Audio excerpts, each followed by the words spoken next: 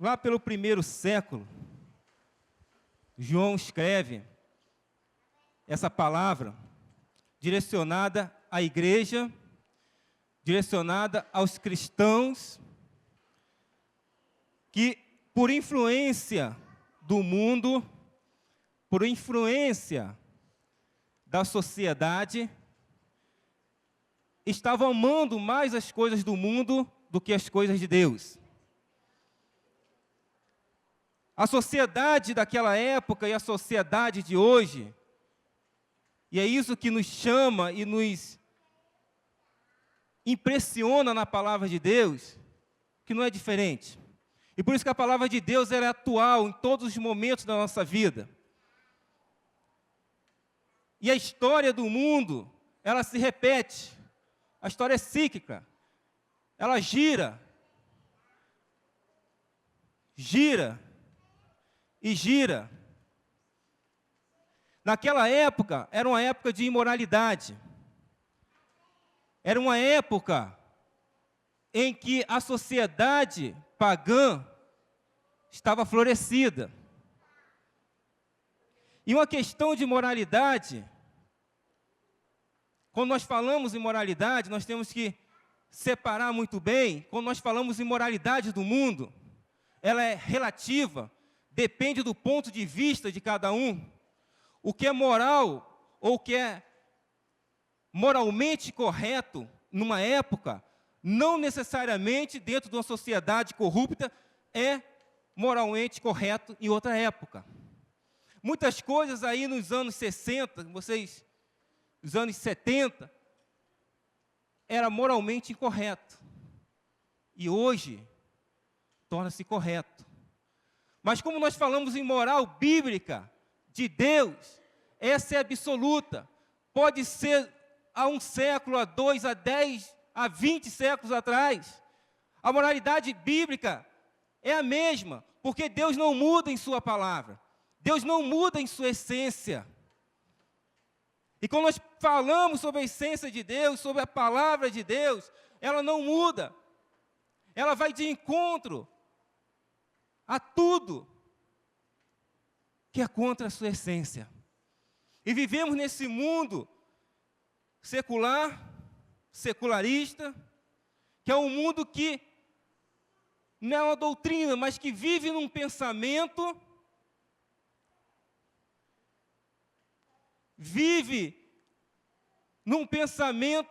contrário a tudo que se chama Deus, onde o homem é exaltado, onde o homem é glorificado, onde o homem é exaltado em detrimento de Deus. Deus deixa de ser o centro e passa a ser alguém ou um auxílio que pode ser buscado de tempos em tempos, mas não Deus Todo-Poderoso. Não Deus que criou todas as coisas. E esse mundo, com esse pensamento, rejeita tudo que se chama Deus. Rejeita a essência de Deus. E a igreja inserida nesse contexto precisa estar atenta. Precisa ser uma igreja viva, com pensamentos vivos, com pensamento moral, com atitudes morais. Irmãos, nós vivemos num contexto social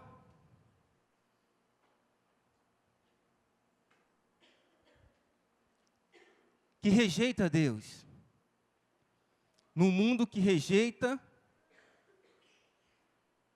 o amor de Deus, que rejeita a soberania de Deus.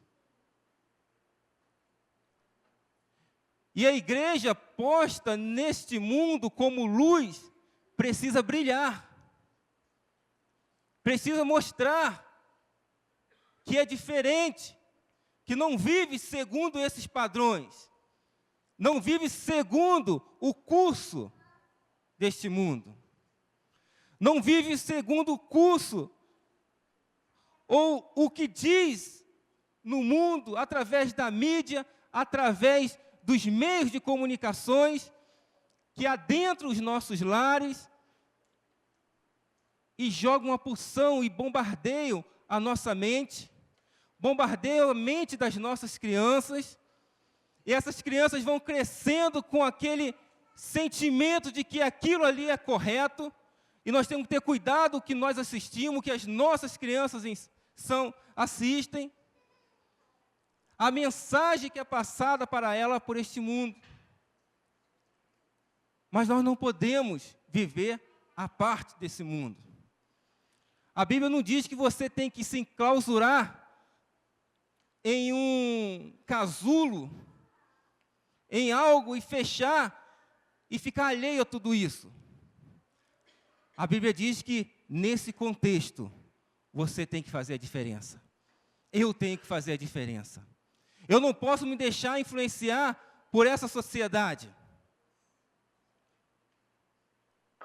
E João aqui, antes de entrarmos nas questões que João fala, é importante falarmos sobre 2 princípios. O que João quer dizer com a palavra mundo e o que João quer dizer com amor. Não ameis o mundo. Quando João fala em mundo, ele está dizendo em uma sociedade corrupta, a parte das coisas de Deus. Quando ele está falando, não ameis o mundo, não ameis esse sistema maligno que é contra Deus, que se levanta contra o Senhor. É só nós olharmos o contexto que ele fala aqui. E quando ele fala em não amar, ele não está simplesmente falando que você não tem que ter um relacionamento.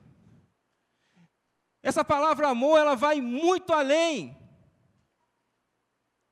Ele dá uma pincelada aqui no versículo 10, que ele diz, olha, aquele que ama a seu irmão, do mesmo capítulo 2, está na luz, e nele não há escândalo. Quando ele fala em não ameis o mundo, ele está dizendo, olha, não tenha um vínculo de comunhão íntima com essa sociedade corrupta. Você está inserido nesse contexto. Mas ele está falando, olha, não tenha um vínculo de comunhão íntima com essa sociedade corrupta. Não ameis o mundo. Não tenha vínculo com aquilo que é errado. Não tenha vínculo com aquilo que é contrário ao que Deus quer para nossas vidas. E nesse contexto, aí sim, é difícil.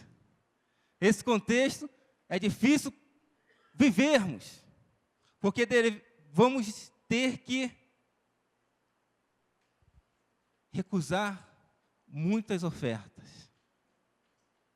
Vamos ter que dizer não para muitas coisas que, aos nossos olhos, são boas e que satisfazem a nossa carne. Mas é preciso rejeitar. Rejeitar não para ser salvo, mas rejeitar porque você tem a salvação em Cristo. Você rejeita as coisas do mundo, não é através para você ser salvo, você rejeita porque você tem a salvação em Cristo, porque Cristo te salvou. Então você rejeita essas coisas porque elas já vão causar repugnância em você, repugnância em mim. Mas eu digo também que não são as grandes coisas do mundo que nos fazem desviar da presença do Senhor. Porque as grandes coisas, a nossa tendência é vigiar. É ter uma vigilância maior. Mas nas pequenas coisas, aquelas que passam despercebidas, aí que o cuidado tem que ser maior. Aí que há o cuidado. Aí que tem que ter o temor. Você pode estar se perguntando, pastor, tá, e aí? Tá, João fala que não devemos amar o mundo, mas simplesmente porque ele é corrupto? Simplesmente porque ele é contra Deus? Simplesmente porque ele rejeita a Deus e exalta o homem? Não, não é simplesmente por isso não. João lhe dá 3 razões para isso. Versículo 15, ele diz: não ameis o mundo, nem o que o mundo há. Se alguém ama o mundo, o amor do Pai não está nele. Primeira razão é, se você amar o mundo, esse amor ao mundo corrompe a nossa comunhão com Deus. O amor ao mundo, ao sistema, corrompe a nossa comunhão com Deus. Corrompe o nosso relacionamento com Deus. A própria Bíblia diz que nós não podemos amar 2 senhores. Porque se nós amarmos um, vamos desagradar o outro. Se amar o outro fica desagradável. Então não tem como você amar a Deus, ao sistema e ao mundo. Porque são incompatíveis. Porque são diferentes. Então a comunhão que nós temos, e por isso que ele fala que não amar, por isso que eu disse que amar aqui quer dizer ter comunhão íntima. Porque quando nós temos comunhão íntima com Cristo, com Deus, nós nos afastamos do mundo.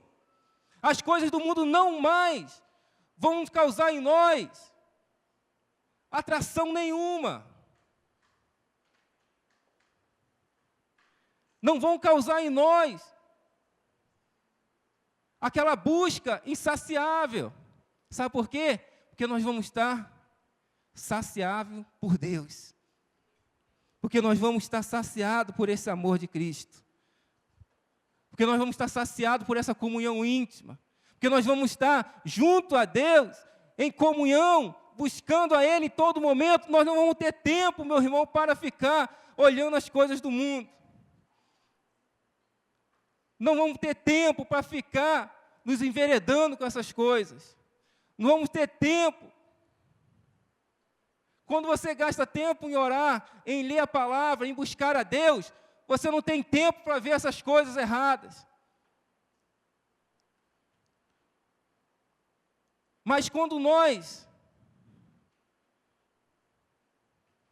estamos lá na nossa internet, nós estamos numa linha muito tênue entre fazer o certo e fazer o errado. As ofertas são muitas. As ofertas são muitas. Essas ofertas tentam nos tirar justamente essa comunhão com o Senhor. Essas ofertas tentam tirar aquilo que Deus colocou dentro de nós.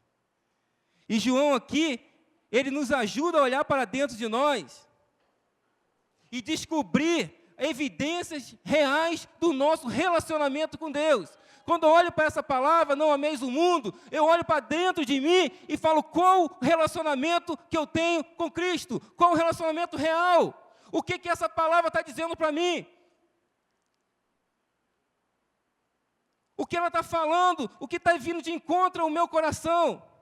Isso me faz refletir, me faz olhar, não ameis o mundo, nem o que há no mundo.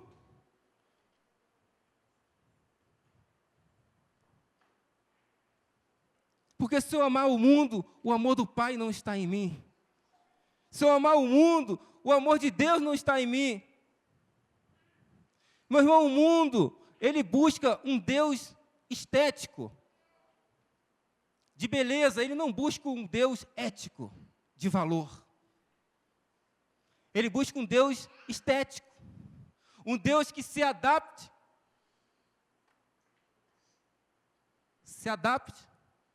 às suas necessidades. Deus é lindo, Deus é amor, Ah, Deus é amor, então todos vão se salvar, porque Deus é amor. O mundo procura isso, e nós vemos tantos ensinos apenas e heréticos,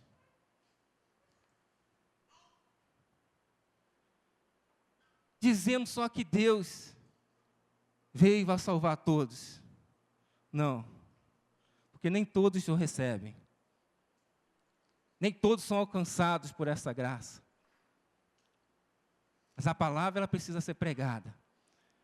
Ela precisa ser ensinada para nós vigiarmos. Ela precisa ser ensinada para nós olharmos a cada dia para dentro de nós e avaliarmos o nosso relacionamento com o Senhor. Para avaliarmos aquilo que nós temos realmente com Ele. Meu irmão, muitas vezes levantamos da nossa cama, não paramos 5 minutos para orar com Deus, orar a Deus. Deitamos, passamos um dia, falamos com todo mundo, e não tiramos 5 minutos para falar com Deus. Isso é fruto do nosso relacionamento com Ele. Quando você se relaciona com Deus, você gasta tempo com Deus. Passamos semanas e não estudamos a palavra de Deus. E vemos que a palavra de Deus é que ilumina os nossos caminhos. E muitas vezes até recitamos, olha, era a luz, é a lâmpada para os meus pés e luz para o meu caminho. Todo mundo tem uma Bíblia em casa, lá no mundo mesmo. Lá no Salmo 23, o Senhor é meu pastor, nada me faltará. Deitar-me faz em verdes pastos, guia-me mansamente a águas tranquilas. Mas não sabe o teor que aquilo representa. Você pode ter todo o conhecimento do mundo, mas se você não tiver comunhão com Deus, não vai te levar a lugar nenhum. Você pode não ter nem conhecimento da palavra totalmente, mas se você tiver uma comunhão íntima com Deus, conhecer a Deus, ter comunhão é conhecer ao Senhor. Ter comunhão é viver com o Senhor. Ter comunhão é estar com o Senhor. Ter comunhão é você se agradar com a presença do Senhor. É você ficar alegre em sua presença, ainda que a sua vida esteja triste, ainda que você intimamente esteja magoado por alguma coisa, mas você está alegre porque está na presença do Senhor, porque você vive e serve a um Deus todo-poderoso, a um Deus que te salvou, a um Deus que vem, te busca, que fala contigo, que te chama, que chama pelo teu nome, como diz a palavra, e diz, vem meu filho, vem filhinho. Você foi resgatado por um alto preço. Aquilo lá na cruz não foi brincadeira.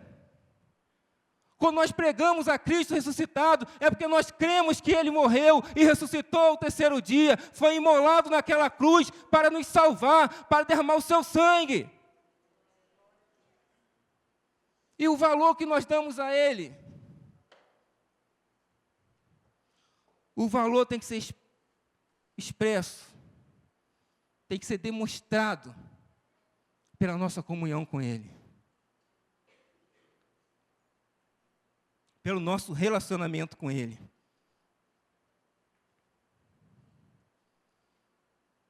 Muitos querem uma religião de aparência bonita, de movimento bonito, que esteja cheia, que mostre quantidade. Mas Deus quer a sua qualidade, aquilo que você dá para Ele, que é o melhor que você tem. Sabe por quê? Porque Ele tem o melhor que Ele tinha por você.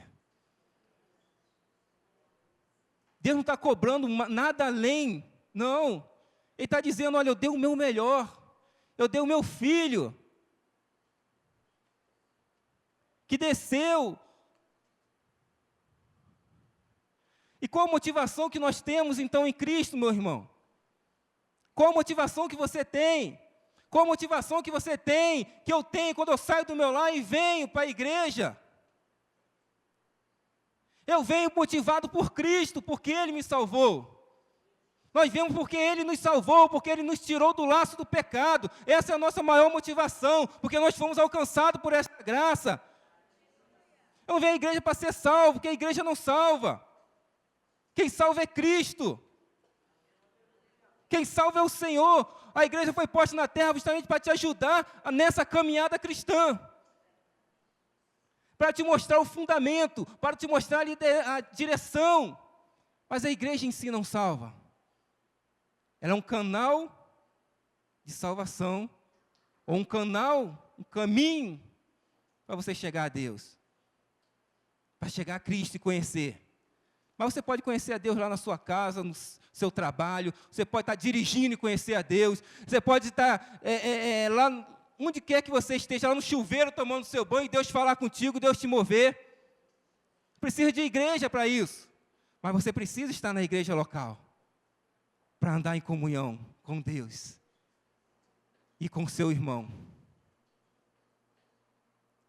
Porque a comunhão com Deus, ou a comunhão cristã, ela é vertical com Deus, mas ela é horizontal com o seu irmão.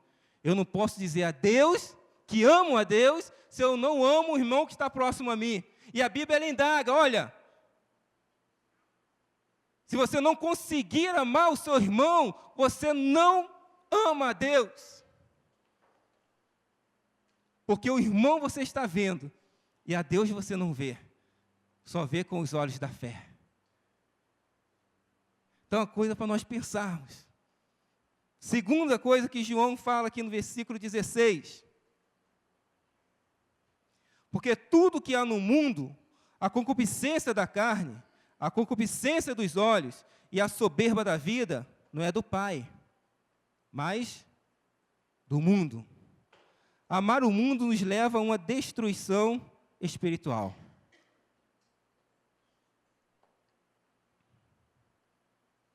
Você perde a comunhão com Deus,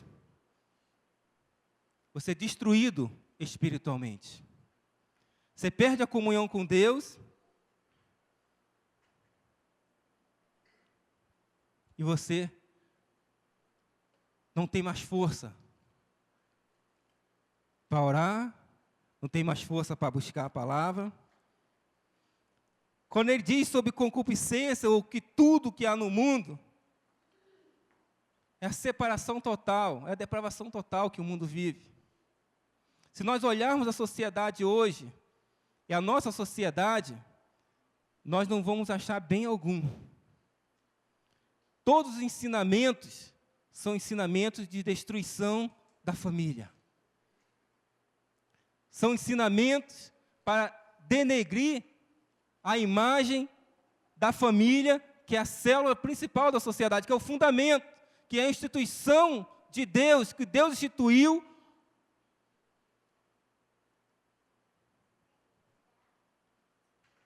para levar a sua palavra. Por isso que a Bíblia compara a igreja com a noiva. Porque a família, irmãos, pode existir muitas famílias sem igreja, agora não existe igreja sem família. Porque a igreja é a reunião de várias famílias, formando uma única família, que é a família de Deus, que é a família de Cristo. E dentro dessa família, nós temos que aprender a nos relacionarmos um com o outro. A termos aquela comunhão que eu acabei de falar, um com o outro. Para vivermos realmente de forma agradável e aceitável a Deus. Quando ele fala em concupiscência da carne e concupiscência dos olhos, ele está dizendo sobre os desejos pecaminosos, sobre os pecados ocultos.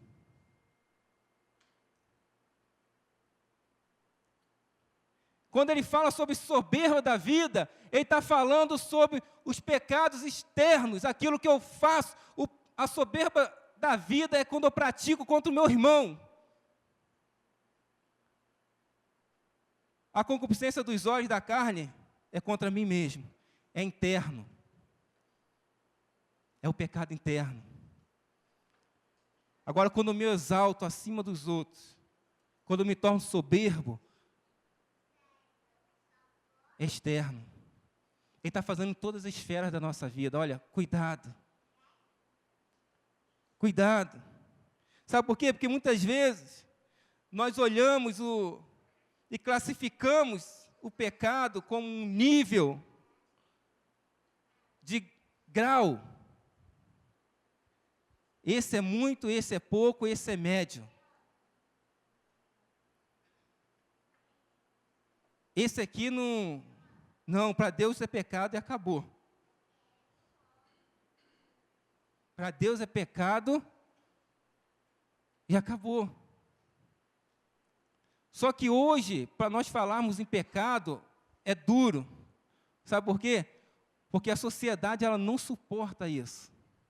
Ela não vê o conceito de pecado. Ela não vê um conceito de erro. Nós não reconhecemos e temos a dificuldade de reconhecer os nossos erros. Então nós temos dificuldade. Mas João é bem claro aqui, olha, tudo isso não é do Pai, mas do mundo. E ele fala do Pai para nos lembrar que nós somos filhos de Deus. Ele fala, olha, isso não procede do Pai, para lembrar que aquilo que ele está falando aqui não pertence a nós como filhos de Deus, adotivos, enxertados na videira, sim, mas como filhos amados de Cristo, como filhos amados de Deus. Isso não nos pertence, pertence ao mundo, não pertence a Deus.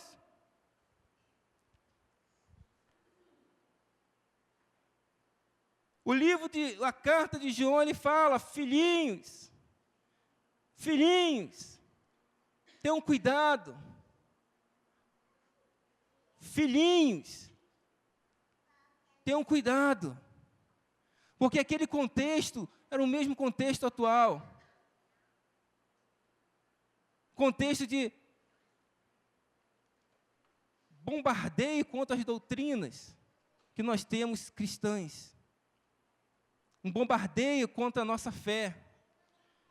E nós temos que estar arraigados nessa fé, crendo nessa palavra aqui, e cumprindo e obedecendo os preceitos de Deus, se quisermos caminhar em frente e seguirmos o nosso curso aqui na terra até a volta do Senhor, aguardamos a sua volta. Porque se nós vivermos aqui, irmãos, só olhando para o amanhã neste mundo, nós vamos perder a esperança, que a esperança maior nossa é a vida eterna. É o que Deus preparou para nós. Mas muitos de nós, às vezes, olhamos só o aqui e agora. Só olhamos o que o mundo tem a oferecer. E Deus tem muito mais para te oferecer, meu irmão. Ele tem a vida eterna. Ele te deu a vida eterna. E esse é o nosso combate dia a dia. Vencermos essa luta para chegarmos e estarmos com Ele naquele grande dia na boda do Cordeiro. Para estarmos com o Senhor naquele grande dia. E isso é a esperança que nos move a cada dia vivermos esse Evangelho, a cada dia buscarmos mais ao Senhor, a cada dia estarmos mais na presença dEle, a cada dia estarmos mais diante dEle, buscando, glorificando, exaltando, lendo a palavra dEle, orando, jejuando, fazendo tudo para a glória dEle. Fazendo tudo para a glória do Senhor. Não caia em movimentos que não tenha fundamento bíblico, não tenha fundamento com a palavra de Deus, não tenha responsabilidade com a palavra de Deus. Porque muitos movimentos, ditos até cristãos, têm afastado muitos do genuíno Evangelho, daquilo que Cristo realmente quer para as nossas vidas. Sabe por quê? Porque muitos entenderam a necessidade física, a necessidade moral desse mundo. E muitos na igreja também procuram essa necessidade.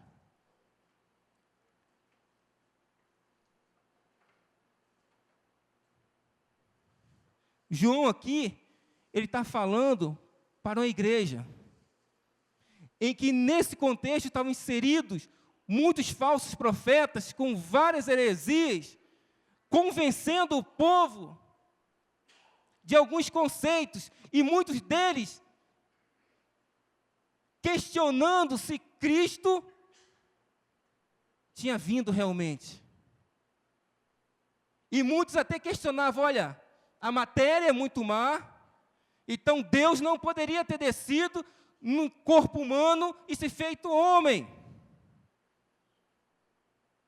E essas doutrinas estavam adentrando na igreja e causando reboliço. E João, olha, peraí, não ameis isso. Isso não é nosso, isso é do mundo. O contexto é atual, o contexto é vivo. O alerta de João serve para toda essa geração. Não só para aqueles que estão lá, mas para aqueles que estão dentro da igreja.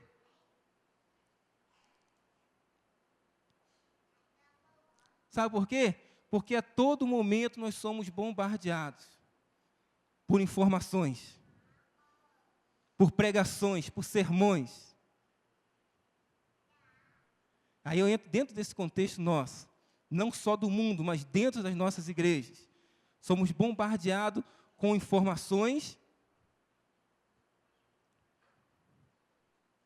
que muitas das vezes não são de acordo com o que a palavra é.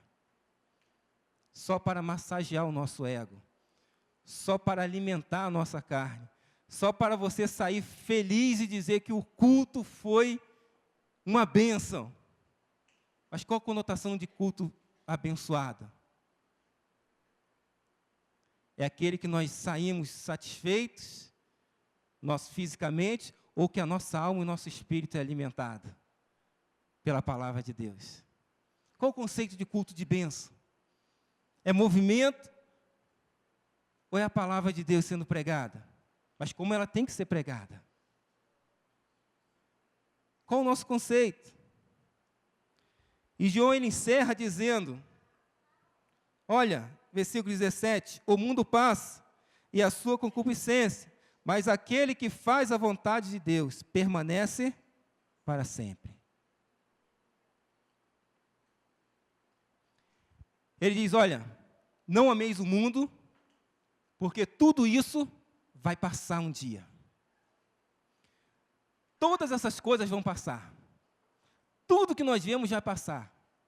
E a grande certeza que nós temos, fisicamente e humanamente falando, é que a morte um dia chega a todos nós.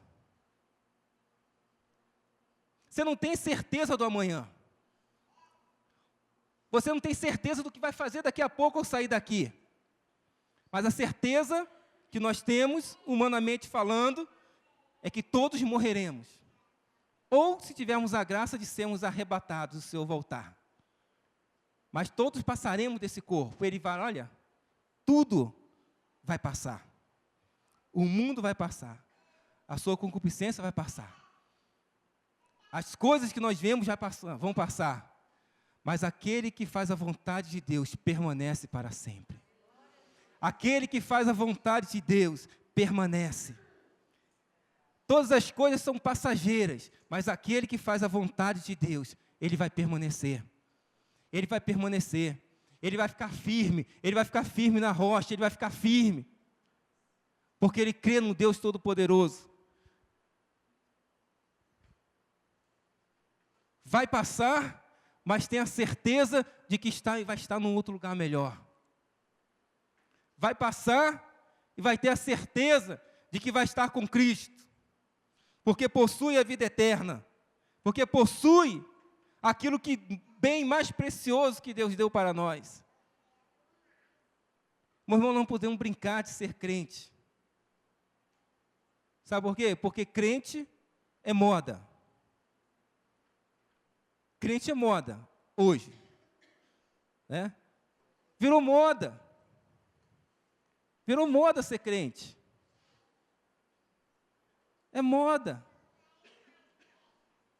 Só que é uma moda que leva muitos para o inferno, sendo enganados. A Bíblia diz, olha, são enganados e andam se enganando. Mas a Bíblia diz que aquele que faz a vontade de Deus permanece para sempre. Isso é uma questão de fé. Isso é uma questão de fé. É uma questão... E quando eu falo em fé, aí eu me reporto lá a Abraão, Você já imaginou aquela cena de Abraão levando o seu filho para ser sacrificado? E Deus fala para Abraão: Abraão, me dá o seu filho, o seu único filho. E nós acompanhamos a história de Abraão até ele chegar no monte. E o menino fala para ele: pai, a lenha está aí, o cutelo está aí, e cadê o cordeiro para o sacrifício? E Abraão pega o seu filho e coloca lá no altar, e pega o cutelo para sacrificar o seu filho. E quando ele vai sacrificar, o anjo brada, o anjo clama, fala com ele: não faças isso. E quando nós olhamos essa cena, nós imaginamos que ali é o fim de uma história bonita. É ou não é? Olha, Abraão, o pai da fé. Abraão chega, vai sacrificar o seu filho. E ele é conhecido na Bíblia como o pai da fé. Que história linda. Que história bonita. De confiança e de temor a Deus. Mas, meu irmão, ali não é o fim da história. Ali é o começo da história. Ali é o começo da história de salvação, sabe por quê? Porque Deus tomou o cutelo da mão de Abraão e sacrificou o seu filho na cruz do Calvário por cada um de nós. Aquele cutelo que era para Isaac, Deus pegou e sacrificou Cristo na cruz por mim e por você. Ele sacrificou por mim e por você, para que você alcançasse aquela salvação. Aquela história ali não é o fim, aquela história é o começo de uma linda salvação, de uma linda história de salvação para nós. Abraão passou aquilo ali, e Deus falou: Abraão, você está testado, agora é comigo. Eu vou fazer o que você não pôde fazer. Eu vou fazer aquilo que você não pôde fazer. Eu vou entregar o meu único filho para morrer naquela cruz por esse povo. Irmão, qual o valor, qual a motivação que nós temos dado a Cristo? Ao lembrarmos dele, já que passamos o Natal, somente no Natal,